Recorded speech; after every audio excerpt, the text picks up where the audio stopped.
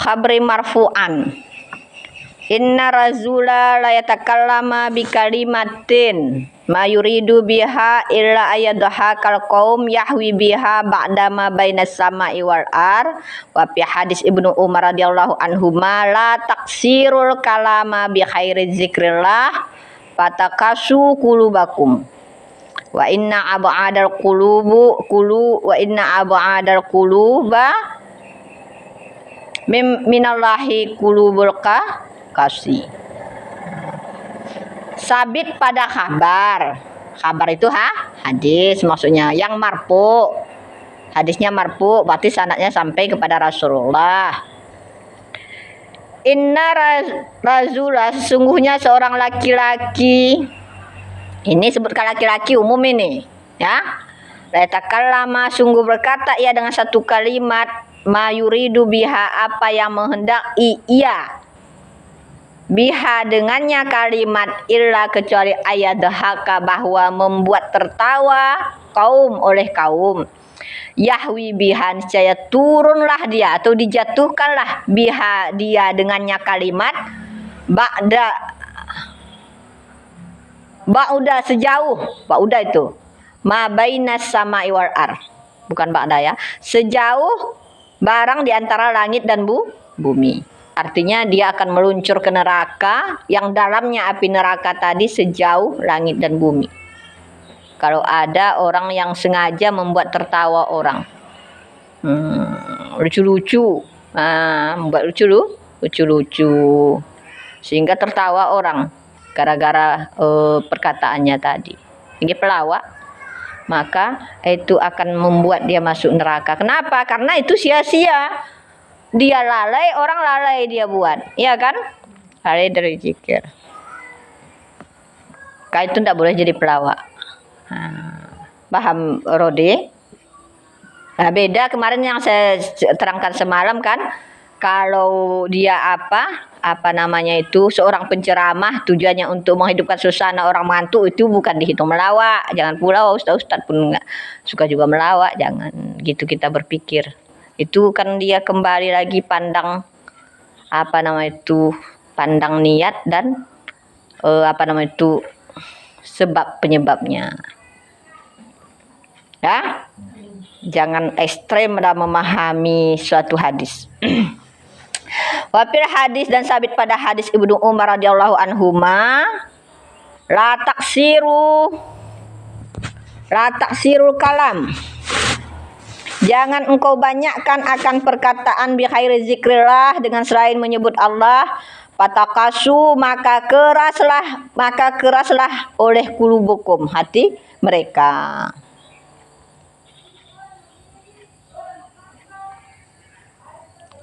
Jangan perbanyak mereka berkata dengan selain menyebut Allah, maka mengeraskan mereka akan hati mereka. Jadi kalau banyak kita bicara menyebabkan keras hati, begitu juga banyak makan.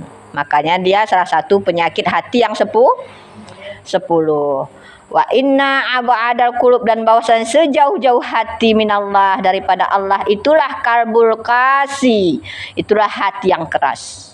Hati yang jauh daripada hidayah Allah itu, daripada makrifat Allah, itu hati yang keras.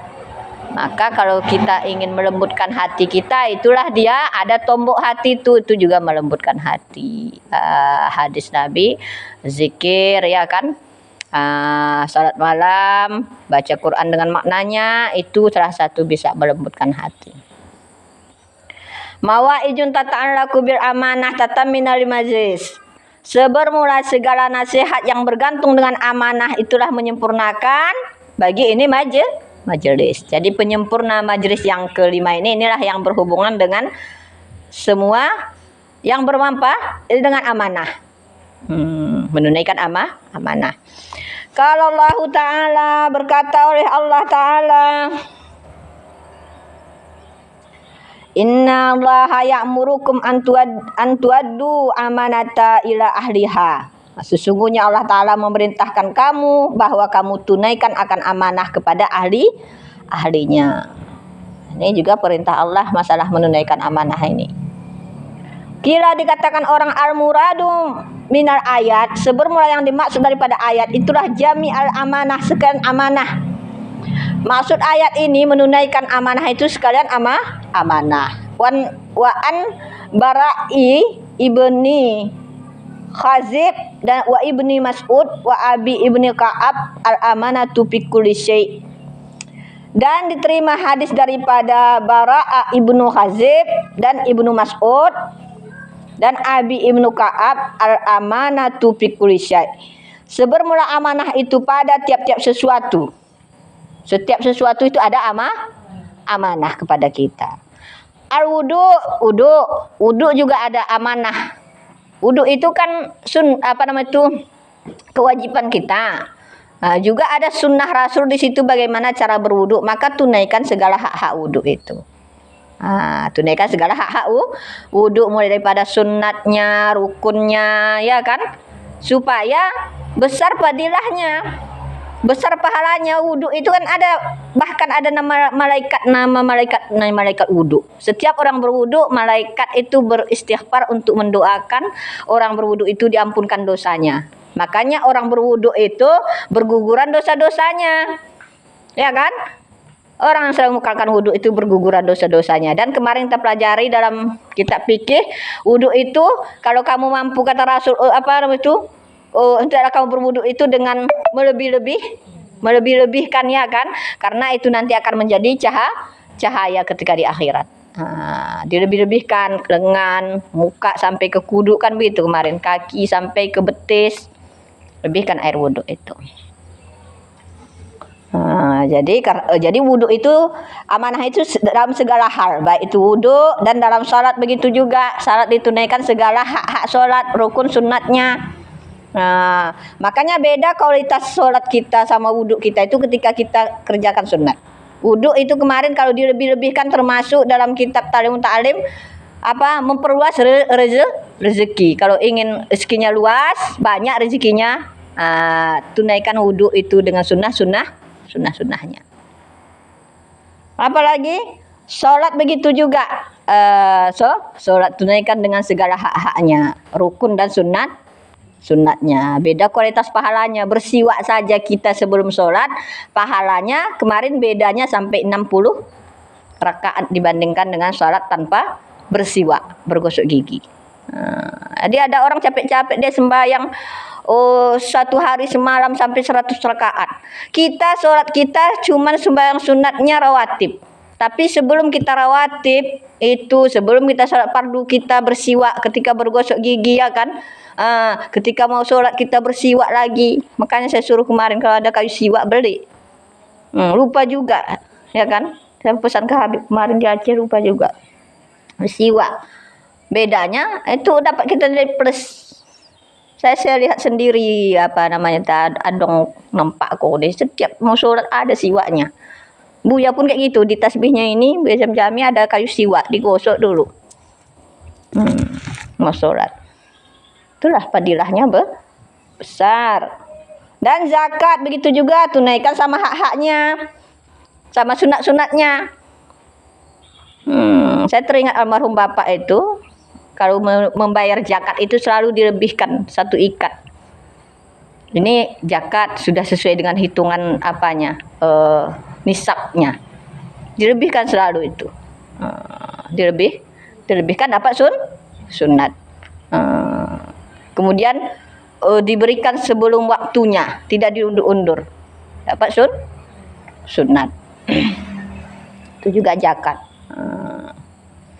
Dan puasa begitu juga. Puasa tunaikan hak-hak puasa itu.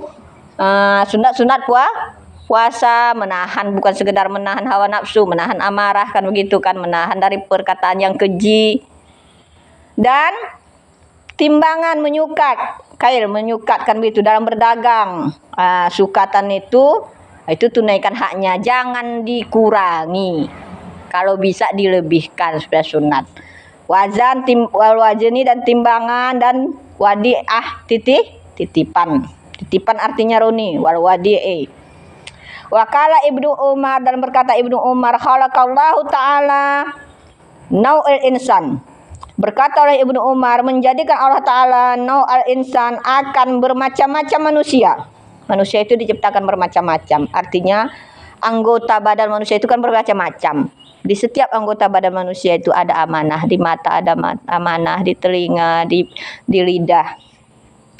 Wakala dan berkata, ya hajal amanatu khabai tuhaya. Khaba tuha. Dan berkata, ya sebermula ini amanah itu adalah titipannya Allah. Indaka di sisi engkau. Jadi segala anggota badan kita ini amanah Allah untuk kita roni. Fahfazaha illa bihaqiha, maka pelihara olehmu akannya amanah illa bihaqiha, kecuali sesuai haknya. Mata kita itu amanah dari Allah. Seluruh anggota tubuh kita yang Allah berikan, Allah ciptakan kita itu adalah amanah Allah terhadap kita, yang harus kita gunakan kepada jalan yang Allah redai. Tangan jangan gunakan mencuri. Tangan itu gunakan untuk berbuat baik. Mata begitu juga. Wa'lamu dan ketahui olehmu, Inna itu Bikuli adui min a'dail insal amanah. Sesungguhnya pada tiap-tiap anggota daripada anggota manusia itu amanah. Setiap anggota manusia itu amanah. Pal amanah tulisan, maka sebermula amanah lidah. Allah yasta'milahu fil kizbi, bahwa jangan engkau gunakan akannya lidah pada berdusta dan au ghibah atau mengupat, au bid'ah atau berbuat sesuatu yang bid'ah, sia-sia bernyanyi-nyanyi. Ya kan? Au nahwiha atau sumpamanya. Jadi lisan kita ini juga amanah dari Allah. Jangan gunakan untuk berdusta, mengupat, berbuat suatu bid'ah sia-sia atau sumpamanya. Sia-sia, hanya-hanyang roni, berbicara tidak bermanfaat, bernyanyi-nyanyi. Dan amanatul ain, amanah mata, Allah yanzira biha, bahwa tidak engkau melihat dengannya mata ila muharramin, kepada yang diharamkan. Jadi mata ini amanah dari Allah juga, jangan kita gunakan kepada yang diharamkan Allah, seluruh yang diharamkan. Baik itu melihat aurat yang ajnabi atau melihat sesuatu yang diharamkan Allah, film-film yang enggak karuan, atau melihat sesuatu yang sia-sia. Karena semua anggota badan kita itu bisa membuat kita mencapai makrifat Allah kalau benar-benar kita gunakan itu mencari keridhaan Allah. Mata kita dipandanglah ciptaan Allah itu, maka kita teringat keagungan Allah. Ya Allah, kita ke pantai memang, tapi ketika kita ke pantai itu kita lihat itu keagungan Allah, bukan dilihat apanya Roni, bukan maksiatnya. Kita lihat, oh kalian kan pernah dibawa ke pantai, ya Allah indahnya laut ciptaan Allah, indahnya pantai itu ciptaan Allah, teringat kita kepada Allah, maka itu bisa membuka makrifat kita kepada Allah, mengingatkan kita dengan keagungan Allah.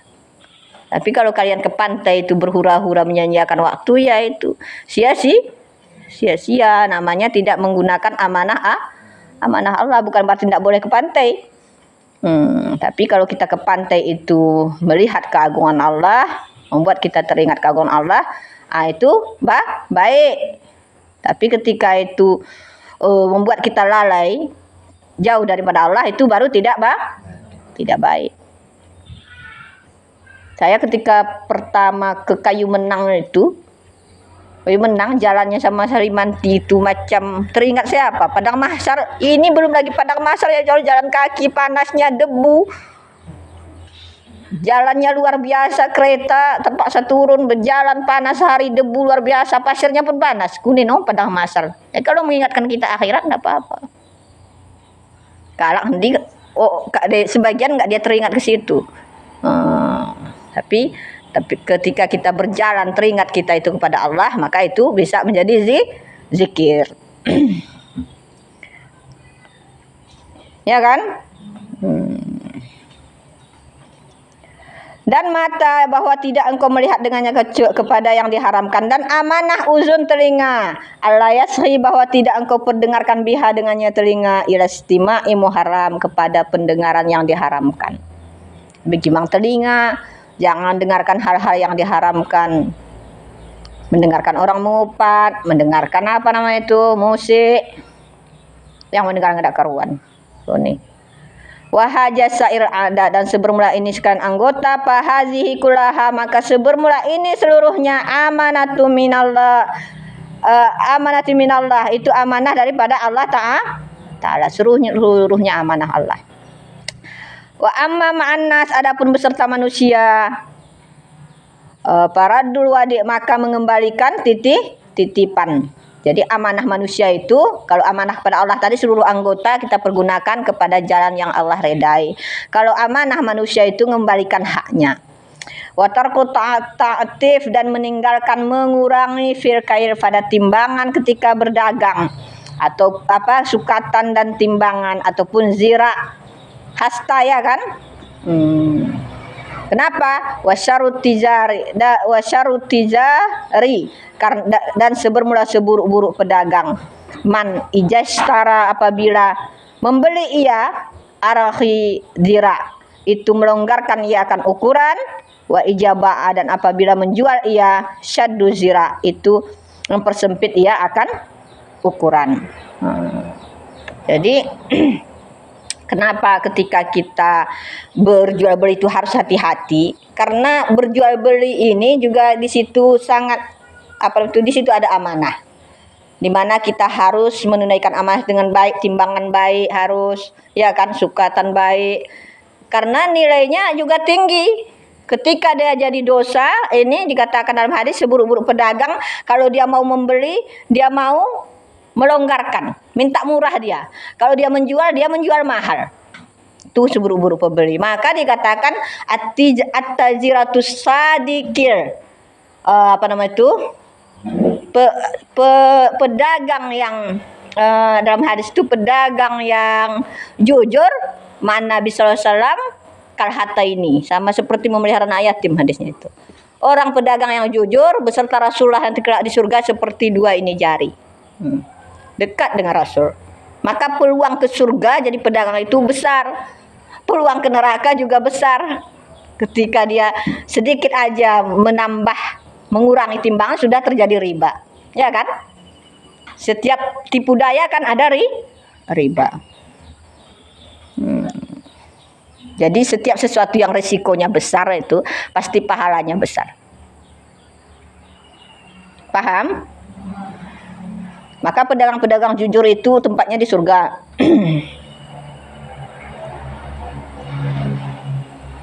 Kenapa? Karena pedagang ini juga banyak ditipu dia. Itu bapak saya.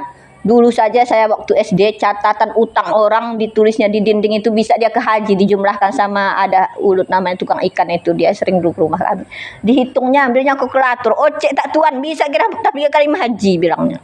Dulu berhaji kan hanya berapa? 25 juta, 15 juta.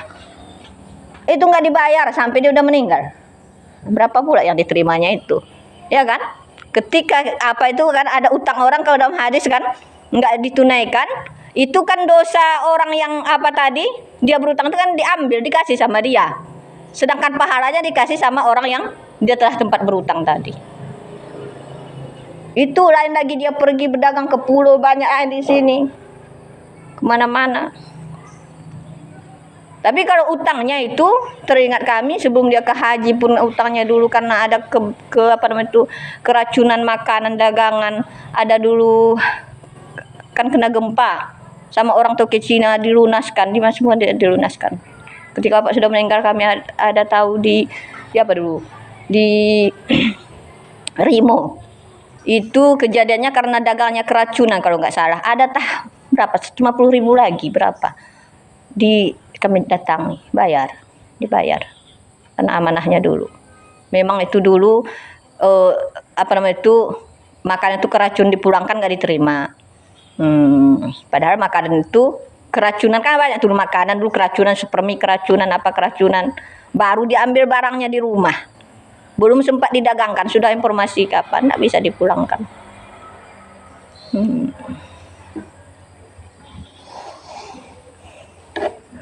Jadi begitulah. Mudah-mudahan bapakku almarhum selalu dapat dilapangkan kuburnya di surga, amin ya rabbal alamin. Karena banyak dia mengibrakkan. Barang siapa yang melepaskan kesusahan orang lain di dunia, maka Allah akan melepaskan kesusahannya di akhirat. Banyak dia ibrak, dia lepaskan, dia ikhlaskan. Botnya tak berapa dibawa orang, dibawa ke Nias, katanya dijualkan sampai di sana, katanya ditahan orang, satu pun nggak dibayar, satu bot terima dibayar. Ketika dia berdagang kayu begitu juga, papan ada orang sampai siap rumahnya, spesial pun nggak dibayarnya, ambilnya aja papan dari rumah.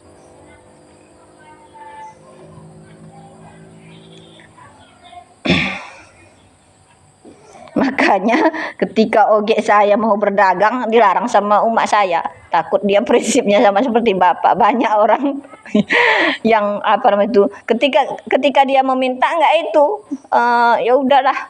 Maksudnya sebagian orang kan bawa polisi apa karena utang banyak. Itu termasuk oge saya ketika dia berdagang itu kena dia 100 juta lebih mengadakan bot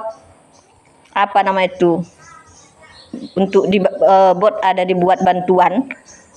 Proyek namanya itu tender, ada dipegang orang, tiba-tiba orang tadi memalsukan CP, dipalsukannya CP sehingga dia penjara. Bot tadi nggak clear, kayu oge udah ke situ lebih dari 1 juta. Ini kan kayu ini dari dia dulu toke, waktu dia toke bangunan pesantren ini kan dia dulu mengadakan. Dari situlah dia akhirnya nggak mau dilarang juga berdagang kayu lagi karena nggak terbayar. Jadi dia pun minta, padahal ada di situ Pak Torbon ada pakai matre kayaknya, disuruh dituntut, ya udahlah pasrah dia. Udah diminta sekali 2 kali macam pengemis saya nggak dibayar, ya udahlah pasrah dia. Sebagian orang penjarakan, kalau takut kan penjarakan itu. Pasti dibayar kalau kita bawa polisi, tidak mau dia, padahal ada saudara kita tentara, mau dia. Makanya ketika dia mau buka kurang setuju ini orang tua lagi. Ketika mau dia buka usaha dagang itu, akhirnya dagang ikan. Sedangkan ikan pun berutang juga orang, banyak juga dia kena. Dikirim utang online ya kan, sampai ke Sinabang, di Sinabang sampai ikannya uangnya nggak ditransfer. Nah, jadi begitulah resiko berdagang. Berat tapi banyak juga pahala, begitu juga dosanya juga banyak ketika ada di situ hurur penipuan. Mana sambungan hadisnya?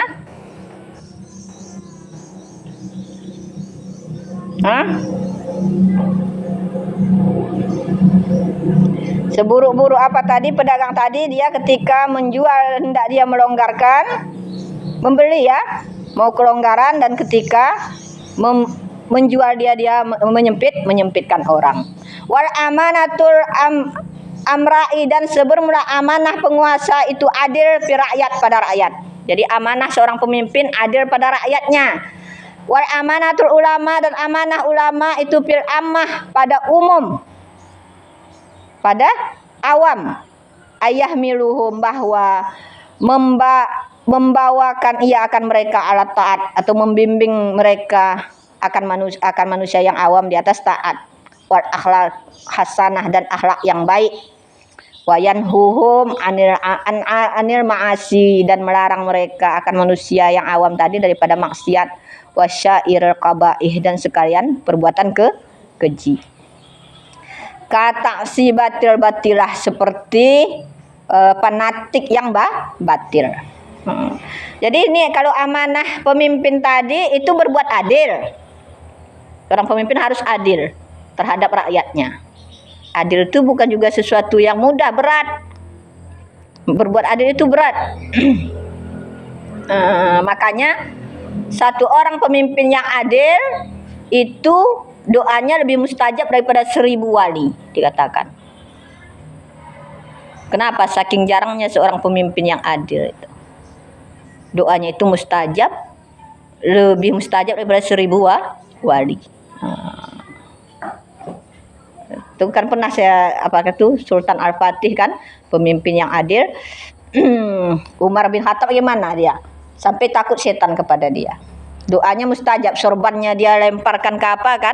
Tempat kebakaran, padam api. Tidak mau lagi terjadi kebakaran. Ketika dia buat surat ke Sungai Nil tidak memakan korban lah. Lagi doanya mustajab. Dan kalau ulama tadi, ini yang berat ulama ini apa? Amanah kepada ulama itu membawa manusia di atas taat. Bagaimana manusia supaya taat? Itulah amanah beratnya pada dia. Mengajak orang bejat, orang-orang maksiat kepada ketaatan, membimbing. Gimana supaya orang taat? Kan berat itu. Tentunya ulamanya harus taat dulu. Gimana dia mengajak orang berbuat baik kalau dia tidak baik, ya kan? Mengajak orang sholat kalau dia tidak sholat. Kan itu berat. Tugas ulama itu mengajak umum lagi, awam. Kan awam sini kan, mengajak seluruh orang awam. Tentunya yang bisa terjangkau kepada dia. Kepada ketaatan dan akhlak yang baik. Dan melarang mereka daripada maksiat. Mana lebih berat dari pemimpin tadi? Sama ulama. Berat ulama. Karena pemimpin itu hanya sekitar di mana yang dia pimpin, ya kan? Kalau bupati Aceh Singkil, sekitar Aceh Singkil lah yang dia wajib berlaku adil di situ. Kalau Geci, sekedar desanya mempergunakan hak itu dengan adil. Kalau ulama ini ulama seluruh umat lah, seluruh orang awam. Dan melarang daripada sekalian kabaih yang keji, seperti fanatik yang batil. Dan amanatul mar'ati, dan amanah seorang istri fi haqqi zaujiha, pada hak suaminya. Allah tahunahu, bahwa tidak mengkhianatikannya suami fi firasihi, pada tempat tidurnya. Jadi seorang istri itu amanah kepada dia itu adalah menjaga kehormatannya dan melayani suaminya dengan baik pada hak suaminya. Begitu juga sebaliknya, seorang suami terhadap istrinya. Ini ada suami menuntut hak terhadap istrinya yang banyak, sementara kewajibannya tidak dia tunaikan. Itu tidak adil. Ditunaikan hak, laksanakan kewajiban. Au malihi, ataupun hartanya. Makanya sebaik-baik istri itu yang pandai menjaga harta istrinya. Ya, harta suaminya. Dikasih harta sama suami, bagus dia pergunakan, tidak beli kredit, habis beli kredit. Akhirnya kacau di rumah. Semua udah dikrediti. Datang orang malu suaminya. Datang orang menunggu, datang bentar-bentar datang orang. Bentar-bentar datang barang online, ya kan? Buka paket, marah suaminya. Tengkar jadinya. Wala takhruju min baitihi, dan jangan keluar ia daripada rumahnya bi khairi iznihi, dengan ketiadaan izinnya suami. Wa amanatul abdi, dan sebenarnya amanah hamba fi haqqi sayyidihi, pada hak tuannya, alla yaksira, bahwa tidak lalai ia fi khidmatihi, pada menghadamnya tuan. Kalau seorang pembantu atau seorang budak, kalau zaman dulu budak kan, itu kalau dia punya kewajiban terhadap tuannya itu melaksanakan tugas-tugasnya, membantu tuannya tadi. Wala yahunuhu fi malihi, jangan mengkhianat dia pada hartanya. Jangan dihanati. Orang sudah beri kepercayaan, rumah dipercayakan sama dia, anak dipercayakan untuk dia didik, sampai setelah dijaganya, bukannya dia jaga amanah tadi, harta habis. Kan banyak begitu, dihianatinya tuannya. Wakat asar Rasulullah SAW, dan sungguh mengisyarahkan Nabi Muhammad SAW ila zalika, kepada demikian, biqaulihi, dengan katanya, kullukum ra'in wa kullukum mas'ulun an ri'ayati. Tiap-tiap kamu pemimpin dan tiap-tiap kamu akan ditanya daripada kepemimpinan, an ri'ayatihi, daripada kepemimpinannya. Tiap-tiap kamu itu pemimpin dan tiap-tiap kamu akan ditanya daripada kepemimpinanmu. Jadi kita ini pemimpin, semuanya akan ditanya tentang apa kita pimpin. Jadi tadi kan kita punya amanah seluruh anggota tubuh kita. Maka seluruh anggota tubuh kita ini nanti akan ditanya. Akan ditanya di soal di akhirat. Kemana mata, kemana telinga. Karena itu amanah. Kita pergunakan. La tazulu qadaman abdin yaumal qiyamah hatta yus'alu an umurih. Tidak bergeser hati seorang hamba dalam hadis pada hari kiamat kecuali ditanya 4 perkara daripada umurnya kemana ia habiskan. Wa an malihi min aina tasabahu wa fima anfaqahu. Hartanya kemana ia gunakan, dari mana dia dapat, kemana ia pergunakan. Wa an ilmihi, ilmunya bima amila fih, kemana ia amalkan. Ilmu yang kita pelajari ada kita amalkan atau tidak, ditanya. Wa an jismihi bima ablahu, dan daripada jasadnya tadi seluruh anggota badan kita kemana dipergunakan. Tanya semuanya Roni, karena itu amanah. Wa amal amanatu, dan adapun sepermula amanah ma'an nafsi beserta jiwa. Babi ayyah taralaha, maka dengan bahwa memilihlah laha baginya illa nafa fiddin, kecuali yang bermanfaat pada agama dan dunia. Jadi amanah jiwa kita itu kita pergunakan yang bermanfaat untuk dunia dan akhirat, agama kita dan dunia kita. Wa yastahida, dan bahwa bersungguh-sungguh ya fi mukhalafati syahwatiha, pada menyalahi syahwatnya. Berarti bersungguh-sungguh menahan hawa nafsu, itu amanah jiwa kita, badan kita ini. Wa iradatuha, dan sebermula menghendakinya nafsu. Atau hal ini ya. Padahal menghendakinya nafsu itu syahwat. Fa innaha, maka sesungguhnya syahwat itu samun nafi, itu racun yang mematikan. Lagi al-muhlik, menghancurkan liman ata'ihi, bagi orang yang mentaatinya fid dunya, pada dunia wal akhirat, dan akhirat. Jadi syahwat itu racun yang mematikan, lagi menghancurkan kalau kita perturutkan, baik dalam urusan dunia maupun urusan akhirat.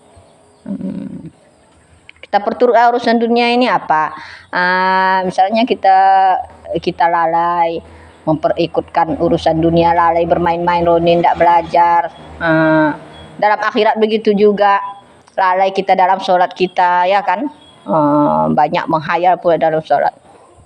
Maka walwailul lil musallin, celakalah bagi orang yang melalaikan sholat. Kala Anas radhiyallahu anhu, berkata oleh Anas radhiyallahu anhu, palamma, maka manakala khatabana, berkhutbahlah akan kami oleh Rasulullah SAW. Illa, kecuali kala berkata ialah aiman, tidak ada iman. Liman la amanata lahu, bagi orang tidak ada amanah baginya. Waladina, dan tidak pula agama. Liman, bagi orang la ehdalahu, tidak ada menepati janji baginya. Jadi ini hadis Rasulullah, ada berkhutbah kepada kami, jarang sekali Rasul mengujumkan seperti kata apa ini.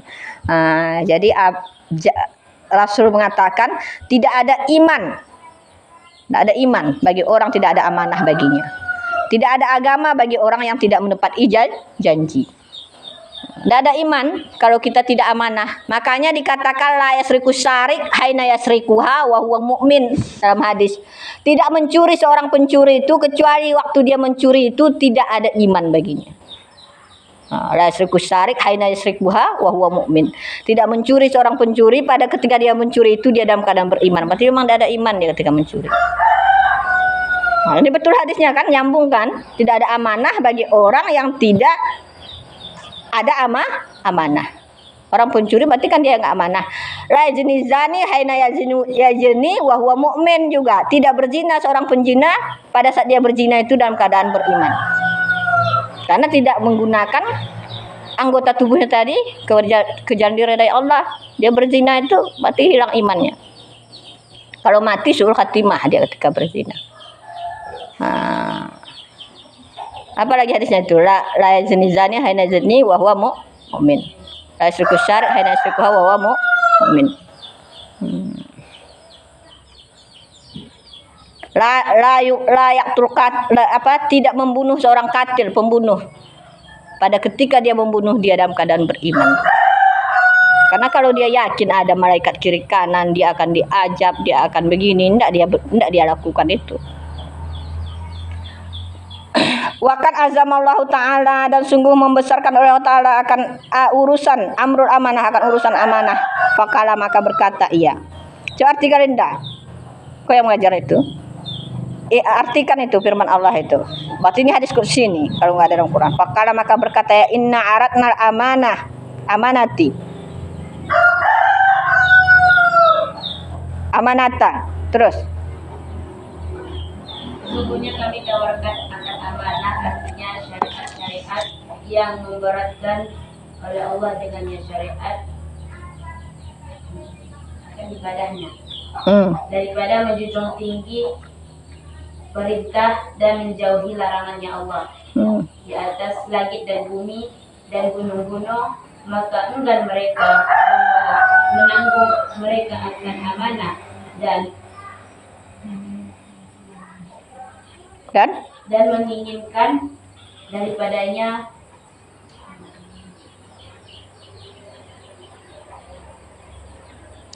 apa? Mana? Terus.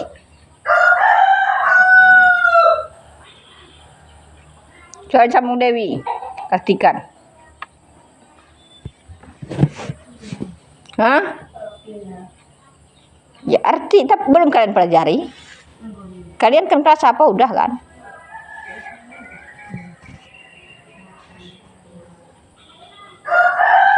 Kalau udah cobalah artikan aja Zainuddin.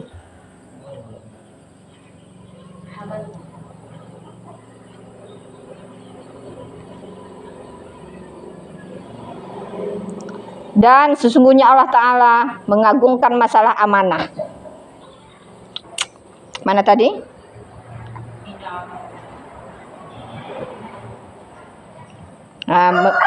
Aratna itu ngagung atau menawarkan ia akan amanah. Memberatkan Allah Ta'ala dengannya amanah akan hambanya. Membebankan, memberi tanggung jawab bisa. Berupa apa? Mematuhi segala perintahnya dan menjauhi segala larangannya, kepada langit dan bumi dan gunung-gunung. Maka semuanya enggan memikul amanah itu. Jadi enggan semua orang memikul amanah itu. Berat terasa orang memikul amanah itu.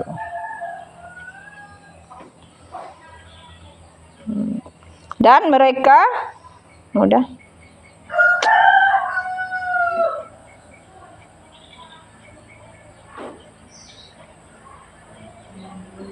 dan enggan mereka memikul amanahnya itu.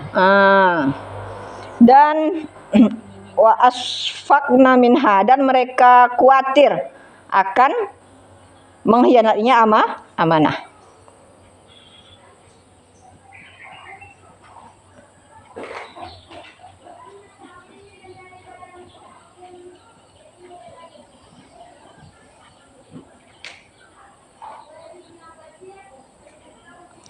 Dan akhirnya bagaimana? Dan akhirnya dan menanggunglah akannya amanah oleh manusia yaitu anak Adam alaihissalam. Innahu kana zaluman, sesungguhnya adalah itu zalim, artinya bagi dirinya. Bikabulihi, dengan menerimanya amanah, tilka demikian yang diberatkan. Lagi apa tadi? Mengkhianati ia. Jiddan, hal keadaan bersungguh-sungguh. Lagi jahula.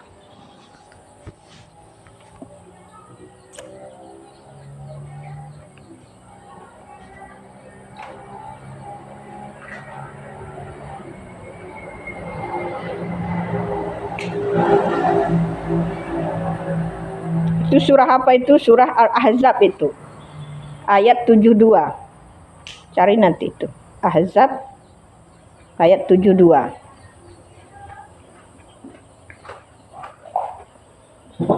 Bimasakiha, dengan segala kesulitannya. alati yang nahi yang tidak mencapai ia akannya. Bertanggung jawab boleh.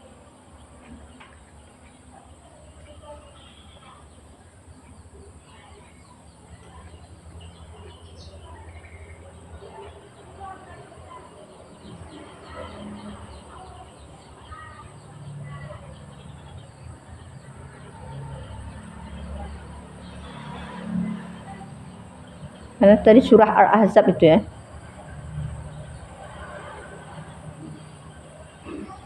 Itu maknanya apa surah itu? Wala tatahi apa? Apa setelahnya itu? Bacanya itu.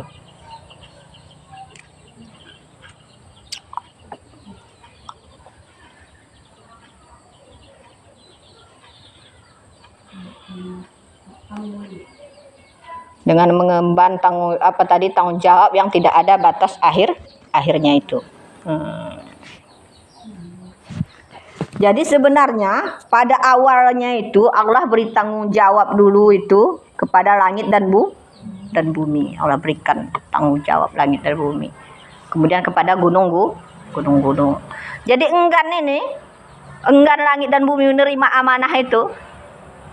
Makanya sebelum manusia ini diciptakan ada sebelum kita dulu diciptakan. Akhirnya apa? Mereka itu berbuat zalim.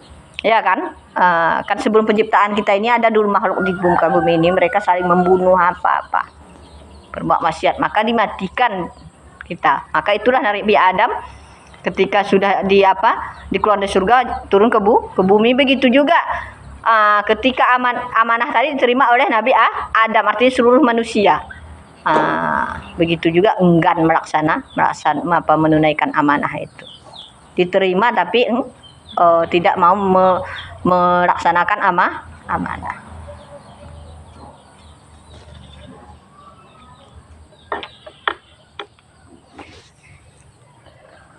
Demikian, wallahu a'lam bishawab. Nanti sambungannya pas tempat berhentinya itu kan. Kalau ta'ala innallaha la yahdi, semuanya tuh innallaha la yahdi apa? Kaidal khainin. Allah Ta'ala tidak memberi petunjuk bagi orang yang khianatnya. Nah, itu nanti sambungannya. Wallahu a'lam bishawab. Di malam minggu nanti ya.